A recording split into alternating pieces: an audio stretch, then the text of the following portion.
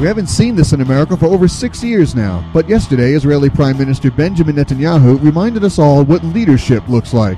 In his historic address to a joint session of Congress, the Prime Minister laid out a common-sense case for why Iran must not be allowed to obtain nuclear weapons. Iran now dominates 4 Arab capitals: Baghdad, Damascus, Beirut, and Sana'a. We must all stand together to stop Iran's march of conquest, subjugation, and terror.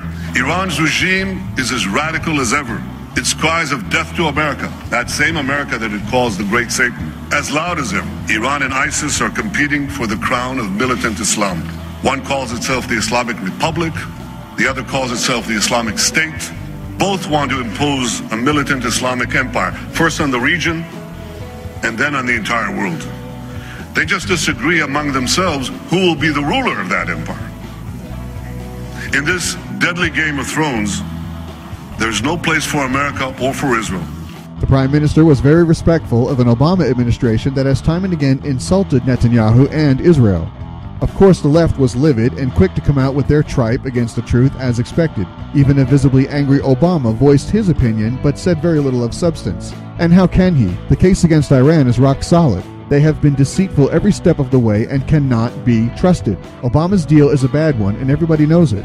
The Prime Minister properly identified the Islamic threat for what it is and indicted the ideology as the main driving force for militant Islamic violence, something the White House refuses to do or even seems to understand. Regardless of what he says on camera, Obama's plan is to manage a nuclear Iran in spite of the warnings of the Prime Minister. The greatest danger facing our world is the marriage of militant Islam with nuclear weapons. To defeat ISIS and let Iran get nuclear weapons would be to win the battle but lose the war. We can't let that happen. Obama would be wise to abandon his foolish course of action and heed the advice of Prime Minister Benjamin Netanyahu. Thanks for listening, and be sure to catch the weekly Ray Winter Show and subscribe on iTunes or at therayWinterShow.com.